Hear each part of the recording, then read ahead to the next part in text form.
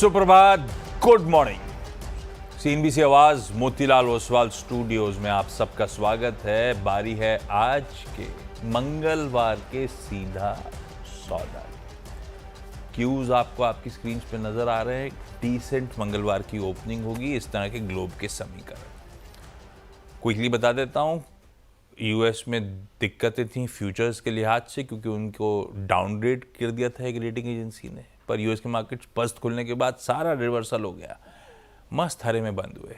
अपन negative पचा के गए थे, वहाँ पॉजिटिव क्लोज हो गया, तो समीकरण तो बढ़िया थे। एशिया थोड़ा सा, कुछ मार्केट्स उस बात पर भी रिएक्ट कर रहे हैं कि चाइना अपनी इकोनॉमी को कुछ तूल देने की कोशिश कर रहा है, लोन प्राइम रेट, ब्याज दरों में कटौती ऐसा कर लेते। तो ये सब ग्लोब के संकेत बढ़िया है, उनसे लेकर कोई दिक्कत नहीं है। हाँ, हम लोग 20 स्टॉक्स डिस्कस करने वाले हैं, उस पर ध्यान रखिएगा। ये होमवर्क कर रहे हैं अपन। ट्रेड, इन्वेस्टमेंट, ऐसा कुछ लग रहा है कहीं अट्रैक्टिव समीकरण बैठ रहे हैं, सही लग रहा है, तो पहले एक फाइनेंशियल एडवाइजर से, अपने ब्रोकर से कंसल्ट करिएगा, उसके बाद ऐसा कुछ करिएगा। वीरू, गुड मॉर्निंग भाई साहब। गुड मॉर्निंग भाई साहब। ये बारिश के जो विजुअल दिखाए थे आपने बेंगलुरु का, बड़ा दिक्कत है वहाँ पे, है ना इस वक्त। अरे भाई साहब, प्री मानसून शाबाश कहते हैं इसे, है ना? नहीं, ये प्री मानसून नहीं है। प्री मानसून तो हो रहे थे बंबई में, अभी अरेबियन सी के ऊपर कुछ साइक्लोनिक प्रेशर वेशर बन रहा है, ये वाला लफड़ा हो रहा है, इसीलिए इस तरह की ताबड़तोड़ बारिश हो रही है। बेंगलुरु के विजुअल बहुत ज्यादा पानी भरा है वहाँ पे। हाँ, ये बात इसलिए छिड़ी आशीष, गजब बारिश है इस बार। और मैं इस वीकेंड पे आपको बताऊं, दिल्ली एनसीआर को बता रहा हूँ मैं, हमारे तो हम तो तूफान से दिक्कत है, हम तो तूफान से परेशान है। मैं दिल्ली से आ रहा था, ऐसी स्थिति की पूछे मत, कब पेड़ गिर जाए, कब कुछ गिर जाए, कुछ पता नहीं, फंस गया था मैं भी। तो वाकई बारिश, पानी, और यहाँ तो आंधी तूफान बहुत ज़्यादा है। खैर, इस आंधी तूफान से बाहर निकलते हैं। आशीष, आपने मुझसे पूछा ना टीम कैसे बनाई। हाँ। आशीष, जब मैं डेरिवेटिव्स की स्कैनिंग कर रहा था ना, तो एक चीज़ क्लियरली विजिबल है 2 दिन से, लैक ऑफ बाइंग। जो भी चीज़ चल रही है वो शॉर्ट कवरिंग की आंधी में चल रही है। जो भी स्ट्रॉन्ग मोमेंटम प्रोवाइड कर रहा है वो शॉर्ट कवरिंग। और मैं इसीलिए कल भी टीम की थीम रखी थी, all stocks coming out of base because of short covering. और जब तक बहुत स्ट्रॉन्ग स्टैट्स इंडेक्स पे या फिर कैश के ना हो, मैं ऐसे ही स्टॉक्स पे फोकस करूंगा जिनमें शॉर्ट कवरिंग की पॉसिबिलिटी है। शुरुआत करता हूं मैं रियल स्टेट एंसिलरी स्पेस से। आशीष, कल रियल स्टेट में सबसे स्ट्रॉन्ग बाई थी। इनफैक्ट रियल स्टेट, टेक्सटाइल्स और पीएसयू बैंक्स, ये 3 ऐसी बास्केट थी जो कि स्ट्रॉन्ग ओआई अपने साथ कैरी करके गई। बोथ, जब स्ट्रॉन्ग ओआई कहता हूं यानी शॉर्ट कवरिंग भी, फ्रेश बाइंग भी। पॉलीकैब, रियल स्टेट स्पेस में कल स्ट्रॉन्ग बाइंग थी, चाहे वो पॉलीकैब हो, चाहे वो सुप्रीम हो, चाहे वो एस्ट्रल हो, सब ने स्ट्रॉन्ग मूव दिया। 3/4% ओआई बिल्डअप हुआ और ये अपने सारे क्रिटिकल एवरेजेस के ऊपर पहले ही कंसोलिडेट कर रहा है। 200 EMA को पहले ही रिगेन कर चुका है। तो पॉलीकैब पे नजर रखिएगा। मेरे को एक चीज नजर आई यहाँ पे, थोड़ा सा पुट राइटर्स अराउंड 6000 कंफर्टेबल नजर आए, तो सेकेंड हाफ ऑफ मे के लिए वो शायद पुट बेच रहे हैं, जो कि इंडिकेट करती है कि अपसाइड यहां से खुल सकता है, पहला। दूसरा है टाटा केमिकल। देखिए, केमिकल स्पेस बहुत स्ट्रांग है। कल आप एसआरएफ को देखिए, कल आप यूपीएल को देखिए, कल आप दीपक नाइट्राइट को देखिए, कल आप आरती इंडस्ट्रीज को देखिए। आरती कल 200 EMA के ऊपर क्लोज हुआ। यहां पर कल शॉर्ट कवरिंग थी, बड़े पैमाने की, 2 लाख शेयर घटे और इसने अब 50 EMA के ऊपर एक क्लोज दिया है। The most oversold stock in Tata ये है केमिकल बास्केट में। याद रखिएगा, ओवरसोल्ड था पहले यूपीएल, लेकिन उसने अपने ट्रेजेक्ट्री को रिगेन कर लिया। That short covering is due in Tata chemical. तो मेरे 2 स्टॉक्स आशीष शुरुआत में, पॉलीकैब और एक टाटा केमिकल। आपकी टीम के 2 खिलाड़ी शुरू। आशीष, ओके, पहले तो 2 दिग्गज नतीजे, उनका आकलन कर लेते हैं। वो टीम में है तो कलर देना जरूरी है। भारत इलेक्ट्रॉनिक्स, बीईएल को मैं इन ग्रीन लेके चल रहा हूं, पर ये ध्यान रखिएगा कुछ डिफेंस स्टॉक्स का मोमेंटम थोड़ा सा ठंडा पड़ रहा है। तो बहुत अच्छा आउट परफॉर्मेंस के बाद मैं कहूंगा ऐसा कुछ दिक्कत नहीं थी, कंसोलिडेशन टाइप मूड था। वो डे ऑन डे इंचअप होने का सिलसिला थमता हुआ नजर आया था, इसको ऐसे रीड करिए। कल जब हेडलाइन पढ़ी थी मैंने सुबह 7 बजे कि बीएल के नंबर से एक्सपेक्टेशन क्या है, तो फ्लैटिश रेवेन्यू, फ्लैटिश प्रॉफिट, है ना, इस तरह की एक्सपेक्टेशन स्ट्रीट की लाजली थी। नंबर्स उस लिहाज से बीएल के काफी बेहतर है। 7% आय बढ़ी, एक्सपेक्टेशन से बेहतर थी, पर 7% तो फीका सा साउंड करेगा। उसके नीचे ऑपरेशनली बीईएल ने कमाल करा।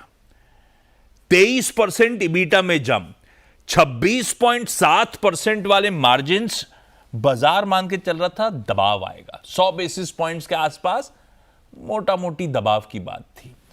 मार्जिन्स उल्टा 26.7 से बढ़कर ऑलमोस्ट 31% पे पहुंचे, यानी कि 100 और इधर 230, 330, 430 बेसिस पॉइंट मार्जिन में एक्सपेंशन है 100 बेसिस पॉइंट्स के डिक्लाइन के एक्सपेक्टेशन के सामने, यानी कि एक्सपेक्टेशन से 5%, पूरा 500 बेसिस पॉइंट मार्जिन पे बीट है। तो यार इनकी सबकी स्वेलिंग ऑर्डर बुक्स हैं, इसकी भी ऑर्डर बुक कहां है, 70, 71, 72 हजार करोड़ रुपए के आसपास शायद खड़ी हुई है। तो ऑर्डर बुक तो बढ़िया है, सभी की स्वेलिंग है। आप एग्जीक्यूट कैसे कर रहे हो, वो एग्जीक्यूशन के लिए तो थम्स अप है बीएल को इस बार। अब स्टॉक बहुत चला हुआ है, 6 महीने का 3 महीने का चार्ट रख दीजिएगा स्क्रीन पे, तो बहुत चला हुआ है, बात अलग है। तो रिजल्ट्स के लिए थम्स अप है, स्टॉक का बिहेवियर खुलने के बाद जरा अपन ऑब्जर्व कर लेंगे। इन ग्रीन है लेकिन नंबर्स भी देखिए क्या चला है। ऐसी जुम्मा बहुत कम कंपनी होती है जो निफ्टी के एंट्रेंट होने के बाद ऐसा परफॉर्म करके दे दें। ये निफ्टी में एंटर करने के बाद से छाया हुआ है। पावर ग्रिड दूसरा है जिसको मैं थोड़ा सा लैकलस्टर सा, मतलब ठंडा नतीजा है, ठंडी एक्सपेक्टेशन थी, एक्सपेक्टेशन पे भी पूरी तरह से मीट ही नहीं कर पाया। पर क्या पावर स्टॉक्स की अपनी तेजी बनी हुई है। पर पावर ग्रिड को मैं लाल लेके चलता हूं, सबड्यूड से रिजल्ट ऐसा कहूं। आय 0.5% गिरी साल दर साल, EBITDA 1% से कम बढ़ा साल दर साल, मार्जिन्स 82.7 वाले 84% पे आए। पर ये एक्सपेक्टेशन भी थी, मेरे ख्याल से 84.5% के आसपास की एक्सपेक्टेशन थी, तो उससे भी थोड़ा हर पैमाने पे फर्स्ट नंबर्स एक्सपेक्टेड थे, उसमें भी पूरा डिलीवर नहीं हुआ है। तो मैं इसको इसीलिए लाल लेके जा रहा हूं। तो एक हरा एक लाल, दोनों निफ्टी के नंबर्स, दोनों का आंकलन आपकी स्क्रीन पे। अब बिहेवियर देखेंगे खुलने के बाद दोनों का। वीरू अगले दो कौन से? जय आशीष, मैं अगला एक स्टॉक ले रहा हूँ बजाज फाइनेंस। हालांकि बजाज फाइनेंस ने कल प्राइस वाइज बहुत स्ट्रॉन्ग मूव नहीं दिया, बट इसमें कंसोलिडेशन चल रहा है सारे एवरेजेस के ऊपर, और 9200 से लेके 9000 की रेंज में काफ़ी पुट राइटिंग विजिबल भी है। ये स्टॉक ना कोलैप्स हो रहा है ना चल रहा है, बट मेरे ख्याल से it's a time taking process, लेकिन वो आज कल परसों में एक बार इस रेंज से निकलेगा। शॉर्ट होल्डर्स कंफर्टेबल नहीं थे इसमें, करीब 1.25% ओआई शेड हुआ, बट 0.62% का गेन था यहाँ पर। याद रखिएगा, अभी अगर 90 to 80 की ट्रेजेक्ट्री के ऊपर चलने लगे तो मेरे ख्याल से तभी एक मूव जनरेट करेगा टुवर्ड्स 9380 और 9400। प्राइस वाइज बहुत स्टेबल था, बहुत बड़ा कोई मूव नहीं था, बट मैं मान रहा हूँ कि इसकी परफॉर्मेंस का दिन या फिर 1 या 2 दिन में होगा, इस रेंज से बाहर निकलेगा। और अगला लूंगा अगेन एक बार real estate ancillary Astral. Astral कल ओआई गेनर था, मतलब मैं कह रहा हूं ना, कल अभाव था बाइंग का, बट स्टिल कुछ चुनिंदा स्टॉक्स जिनमें कल बाइंग थी उसमें एस्ट्रल शामिल था। मेरे पल्स में भी मैंने रिकॉर्ड किया है, 52,700 से जुड़े 0.80%। फरवरी के बाद सबसे हाईएस्ट क्लस्टर में, और कल मेरे ख्याल से आशीष 9:30 के बाद इसमें जो शॉर्ट कवरिंग हुई, डे हाई पे जाके क्लोज हुआ है स्टॉक। 100 डेमा को इसने कल छुआ। अब याद रखिएगा, अगर ये 1429 पे इसका 100 डेमा स्पॉट में लाइंड है, अगर वो जोन काट गया तो ये एक स्ट्रांगली अगर आप देखें अपने आप को शायद प्लेस कर लेगा 1430 के ऊपर। तो आशीष, मेरे अगले दो स्टॉक्स अगेन एक रियल एस्टेट एंसिलरी से एस्ट्रल और एक बजाज फाइनेंस एनबीएफसी से। दो आईटी वीरू। अब आईटी कल सब अपन सुबह चर्चा भी कर रहे थे, आपने बिल्कुल सही बात छेड़ी थी कि यूएस में जो डाउनग्रेड आया उसका आईटी खामियाजा भुगता। आईटी सबसे ज्यादा दिक्कत में था पॉकेट, पर यूएस के मार्केट्स खुद कंसर्न नहीं उसको लेकर। वहां पे इनफैक्ट इवन नैस्डैक सबसे बढ़िया आउट परफॉर्मर था कल। नैस्डैक कहां गिरने का हम डाइजेस्ट करके गए थे, 1.5%, 2.25%, नैस्डैक फ्लैट बंद हुआ था। यार वहां के ही मार्केट कंसर्न नहीं है, और जो कुछ सामने आया है वो सबको पता है। रेटिंग एजेंसी थोड़ा सा बिहाइंड द कर्व होती है, तो खैर बहुत ज़्यादा बिहाइंड द कर्व थी, फाइनली जाके इसने अब डाउन रेट करा। इन्फोसिस पे तो आज इंटरेस्टिंगली नोमुरा की अभी कुछ देर पहले रिपोर्ट भी पढ़ दी मैंने, जो पॉजिटिव है। मैं इन्फोसिस टीसीएस दोनों को इन ग्रीन लेके चल रहा हूँ। हालांकि हैवी वेट्स हैं, वॉच रखिएगा। अगर फ्लोज आ रहे हैं गोरों के, तब तो ये स्टॉक थोड़ा सा आउट परफॉर्म कर पाएंगे। पर मैं मान रहा हूँ जिस तरह के हैंडओवर भी मिला है और कल की नर्वसनेस से शायद उभरते हुए दोनों काउंटर्स नजर आए, तो दोनों इन ग्रीन वीरू। दोनों इन ग्रीन। अच्छा आशीष, कुछ स्टॉक्स पे मैं भी स्केप्टिकल था, डाउटफुल था, बट स्टिल मैंने आज उनको टीम में इंक्लूड किया है। ओके। कोलगेट है ना, कोलगेट ने CY25 में, कैलेंडर वर्ष 2025 में, it was third attempt to strike 200 day exponential moving average. Technicals में थर्ड जो स्ट्राइक होता है वो बहुत महत्वपूर्ण होता है, डिसाइसिव होता है। 2% ओवाइस शेड हुआ 2709 पे 1% के साथ गेन के साथ बंद हुआ। थर्ड स्ट्राइक 200 EMA पे की इसने। अब इसका 200 EMA अप्रॉक्सीमेटली 2740 के जोन में प्लेस्ड है।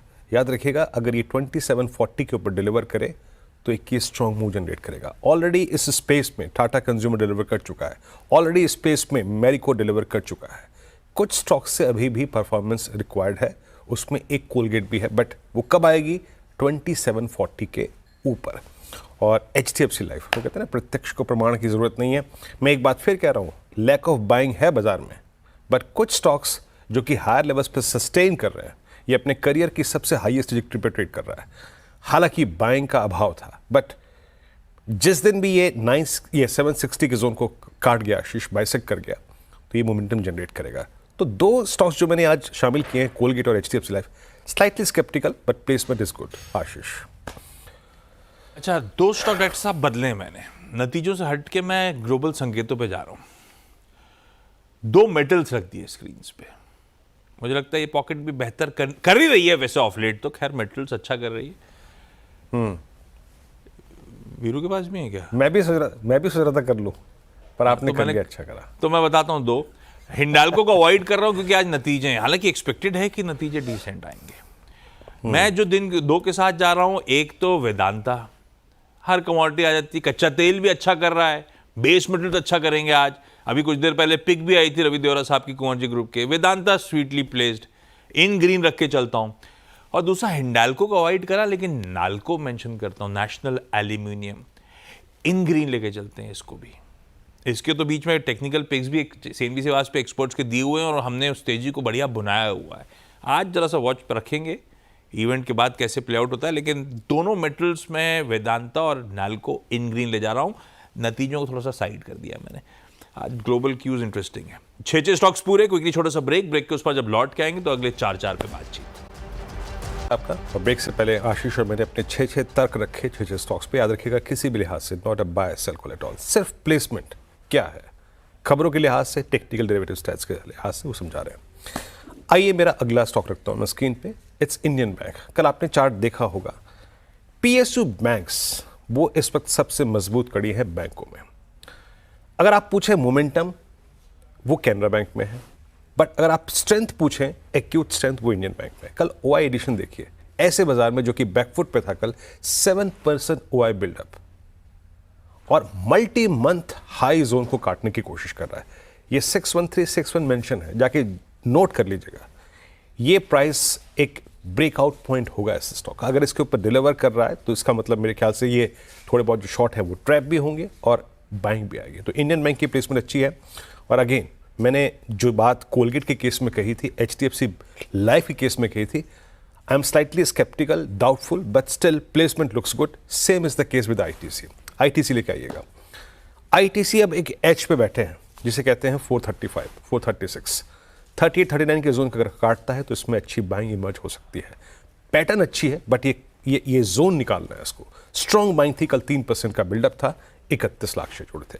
आशीष, दो results, NLC India, Neyveli lignite corporation erstwhile, decent numbers हैं ऑपरेशनली। आय 8% बढ़ी तो EBITDA 43% का जंप, 17% के मार्जिन बढ़ के 22.5% पे, यानी कि साल दर साल 550 बेसिस पॉइंट्स का इंप्रूवमेंट। और मुनाफे में तो खैर एक मल्टीफोल्ड जंप है, उसे छोड़ दीजिए।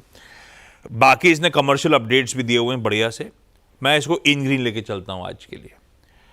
एक और बैंक है, जैसे वीरू ने मेंशन करा, लेकिन करूर वैश्य बैंक ऑलरेडी चला हुआ है। वैसे बैंक्स ठीक है, अब नतीजे अच्छे लग रहे हैं। NII 9% बढ़ा, मुनाफा 12-12.5% बढ़ा साल दर साल, ये headline numbers. Asset quality stable है, इनफैक्ट ग्रॉस NPA में इंप्रूवमेंट है सीक्वेंशली, तिमाही दर तिमाही। अब आइए इंटरनल्स पे जो ज्यादा इंपॉर्टेंट मुझे लगते हैं। करूर वैश्य बैंक के एडवांसेस साल दर साल 14%, सीक्वेंशली 2% बढ़े। डिपॉजिट्स 15% साल दर साल बढ़े, सीक्वेंशली भी 3% के आसपास का इजाफा है। कासा 3% इंप्रूव होता हुआ। क्यू ऑन क्यू NIMs में 1 बेसिस पॉइंट्स का इंप्रूवमेंट है। नंबर्स डिसेंट है, पर यह बात अलग है कि स्टॉक थोड़ा सा चला हुआ है, तो अपन देखते हैं कैसे बिहेव करेगा, लेकिन नंबर्स अच्छे हैं इसीलिए करूर वैश्य ग्रीन कर दिया। वीरू अगले दो कौन से, आखिरी दो कौन से? आखिरी दो हैं एनसीसी। आशीष, कंस्ट्रक्शन इंफ्रास्ट्रक्चर स्पेस में अगर आप जाएं तो बिल्डअप अच्छे थे। हालांकि जीएमआर कल कोलैप्स हो गया है, उसको हम इंफ्रास्ट्रक्चर और कंस्ट्रक्शन में रखते हैं, लेकिन वो कोलैप्स हो गया, उससे थोड़ा सेक्टोरियल ओआई पे फर्क पड़ा। लेकिन कल एनसीसी में गजब की शॉर्ट कवरिंग थी, गजब की शॉर्ट कवरिंग। 2.5% ओआई शेड हुआ, 5 लाख शेयर कम हुए, और 19 दिसंबर के बाद पहली बार अब ये 100 डेमा के ऊपर बंद हुआ है।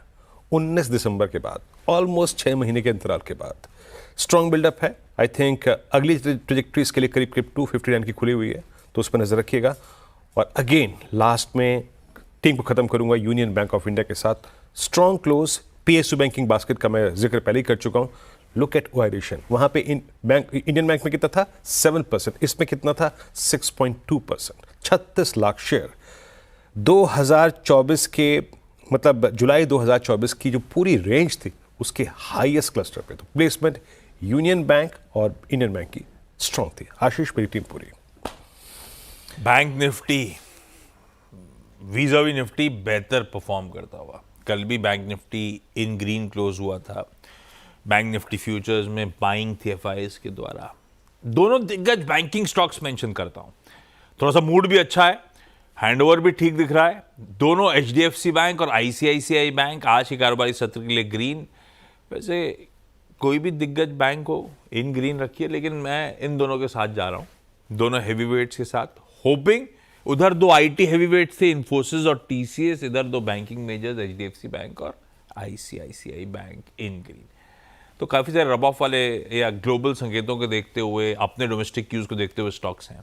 जैसे मेटल्स भी बीच में डाल दिया था मैंने, वेदांता और नालको। तो ये इस तरह से टीम कंप्लीट होती हुई, ये वो स्टॉक्स हैं, ये वो थीम्स हैं, ये वो सेक्टर्स हैं जो आज आप अपने रडार पे रख सकते हैं। इस नोट पर एक काम करा जाए भाई, 10-10 की टीम पूरी हो चुकी है। एक छोटा सा ब्रेक के उस पर जब लौट के आएंगे तो यही 10-10 की टीम्स का एक बढ़िया सा रैप अप आपके सामने प्रेजेंट करेंगे।